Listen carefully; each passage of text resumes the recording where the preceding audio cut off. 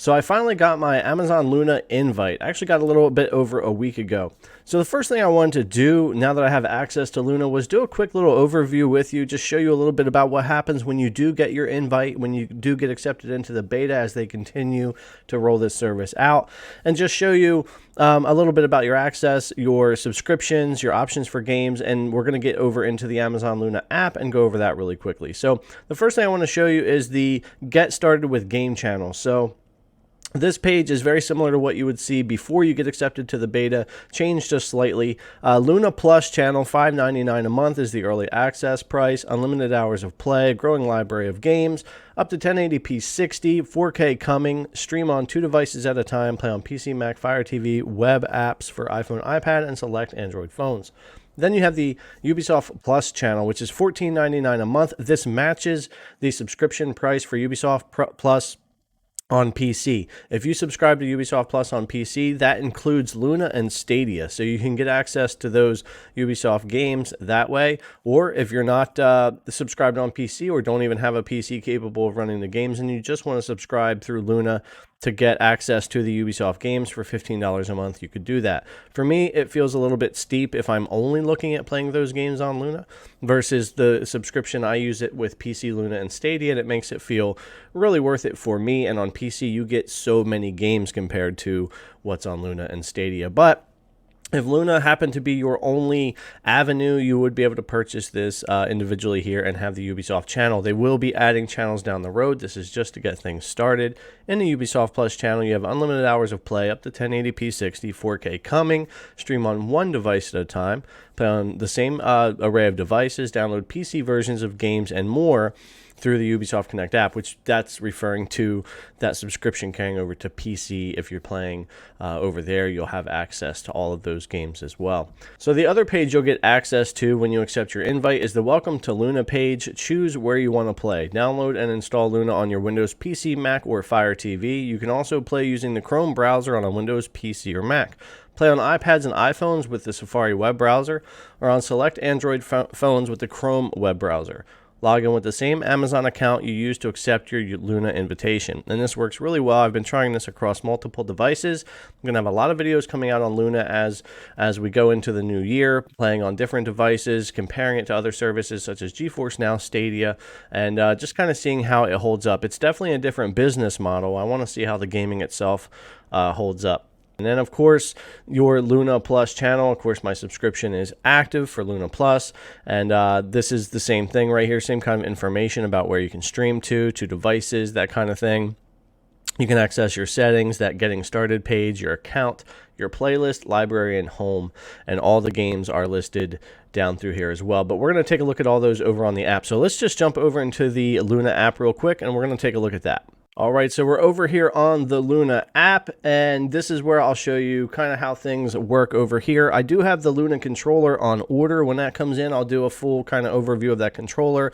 It's supposed to work to where once you connect it, it will work on all the different devices you jump over to, versus Stadia, where you have to reconnect that controller each time. It kind of is a pain. So I want to see how that feature works. I want to see how the controller feels. So once that comes in, we'll get into that as well. Right now, I'm just going to be using my Xbox controller. That's what I've been using to play games in here. So this is the app that I downloaded on the Windows 10 PC and signed in for my Luna. And this is just our home page right here. Of course, you'll always have like new games or news or recommendations scrolling across the top. You've got your continue playing down through here. We've got editor's picks that come down through. These have changed quite often over the past couple of days. Newly added to Luna channel. So these will be any games just recently added. They just got Panzer Dragoon not long ago. Gold edition of Trials Rising, Thimbleweed Park, quite a good amount of games. A Plague Tale is a fantastic game. Immortals Fenyx Rising, Resident Evil. There's a good amount of games in here. It's just in beta, so I'm not expecting to be absolutely blown away right now. But I do like the selection of games they have here when I consider just kind of like testing and comparing the service to others. We have the Luna Plus channel. You've got games like Control, Grid, Sonic Mania, Metro, Ukulele, Plague Tale, Two Point Hospital, a fun game. Resident Evil, Biohazard, Everspace is a great game. Contra Collection, definitely one for me. Bloodstain, fantastic. So they have a lot of decent games in the Luna Plus channel. It could definitely be better, and I'm interested to see what games they'll add as we go here. Crosscode is another good one. But, to start off with, it's not a bad collection of games, especially for that $5.99 a month if I'm considering that price point. Now, more exciting is the Ubisoft Plus channel, like I said, included with my subscription for PC anyway, working on Luna, Stadia, and PC. This is how I'm playing Assassin's Creed Valhalla, Immortals, Fenyx Rising, Watch Dogs Legion, all testing it out on the service. I'll be checking out The Division 2 and other games and comparing them on different services as well. So these are all the games that you can access through that subscription. And this is what you can access on Luna. I have a video up of what you can access on Stadia, as well as what you can access on PC, which is on PC, there's a ton of games that you can access. And then they have their trending games area down through here and your playlist. So your playlist is where you can just build your kind of own library of games that you're going to add here. So if I want to add Grid, because I will be comparing that soon, I can do play now or add to playlist. So I'll click add to playlist, and that easily will be right there. So your games will show up right here that you want to add. Really like this feature. And I don't really mind the layout on the home screen either. It's very Netflix-like, scrolling across to see all of the content. They usually have like the newly added, the recommended, and then of course channels. And as they grow and add more games and of course more channels, as we'll get more categories here, I want to see things like the Sega channel, the Capcom channel. There's a lot of stuff I would like to see come. Bethesda channel maybe, although with Microsoft, their purchase, who knows. But there's just a lot of channels that it shows a lot of potential. Now, if they were all $15 a piece, like the Ubisoft subscription is, which I don't think they will be, that would get rough after a while. But also, you don't have to purchase multiple channels. You can have one channel at a time, cancel it, get another channel. You don't have to have the Luna Plus channel, $5.99 a month, which I'm guessing will be $9.99 a month when they come out of beta. You don't have to have that. You could just subscribe to one channel if you wanted to. So that's the difference with the business model with Luna, how they're doing these channels. You'll be able to subscribe to single ones at a time if you want, or all of them. Whatever works for you. And there's not going to be any game purchasing, at least not that I know of. Now, if they put up a store, that'll be a whole nother situation to rather than just having the channels. And I know also they're working on multiplayer, getting that going here. So just in the beta phase right now. Of course, you can go into search and search for any of your games, and then we have our settings. This is where our controllers would be. So if I turn on my Xbox controller right here, it'll show up right here just as a generic controller. Been working really, really well.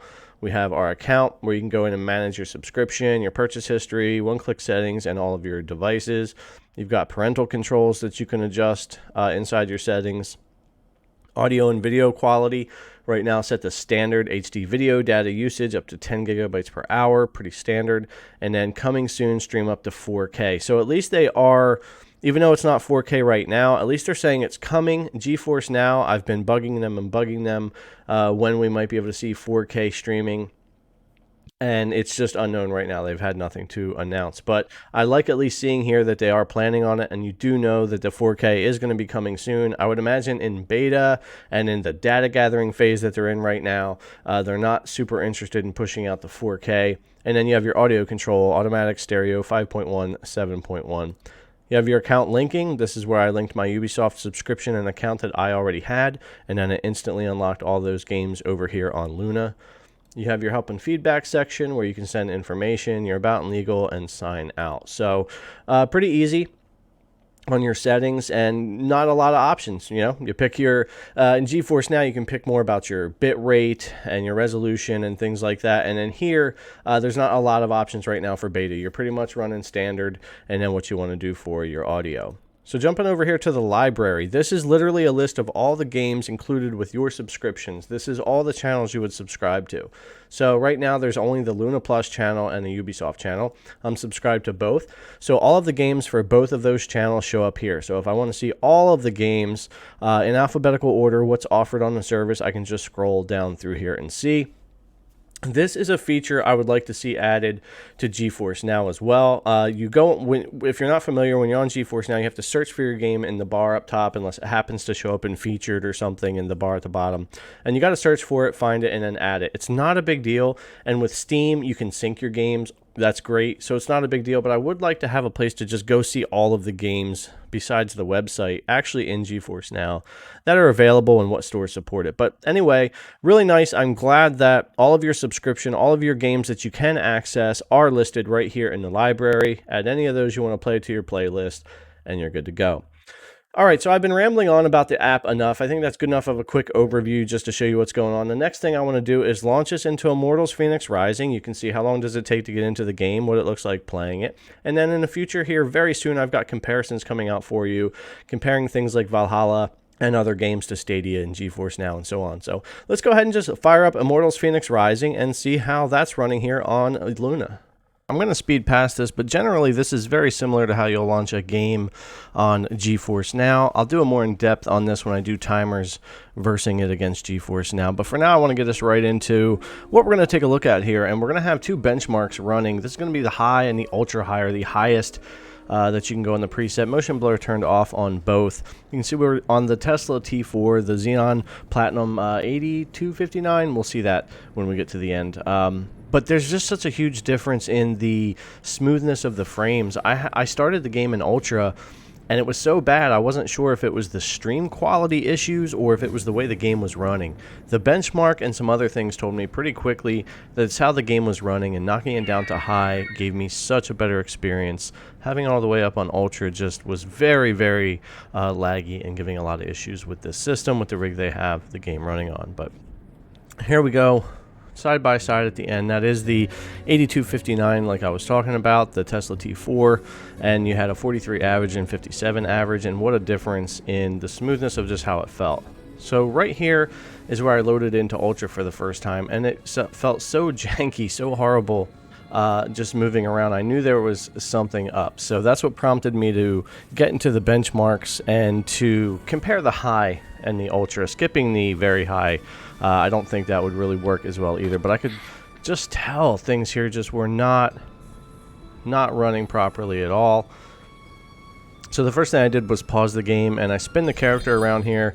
This isn't a perfect test, but this tells me if there's a stream problem, I'll see stutters here, and if not, it's the way the game's running, and there's no stutters here. So I switched it over to the high preset with motion blur turned off, and while you still get some of those stutters because it is streamed, I haven't played a cloud gaming service yet that doesn't have those stutters. It's ultimately so much smoother and just a way better experience for playing the game. So that told me a little bit about the power we're dealing with here, CPU bottlenecks, stuff with the GPU, Tesla T4.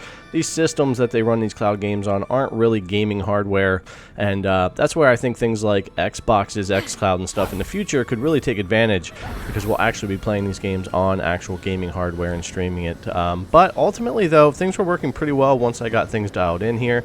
I'm going to leave you with a battle, a small fight right here, and I let this go on long for a reason. I wanted it to take a long time to kill him because I wanted this to just go straight up streaming for a while. I wanted to feel latency, stutters, and everything. And during this entire battle, as you'll see, I got no stutters, no latency issues. I was able to dodge and do everything I needed to do without any problem. So check this out, and then I'll hop back in.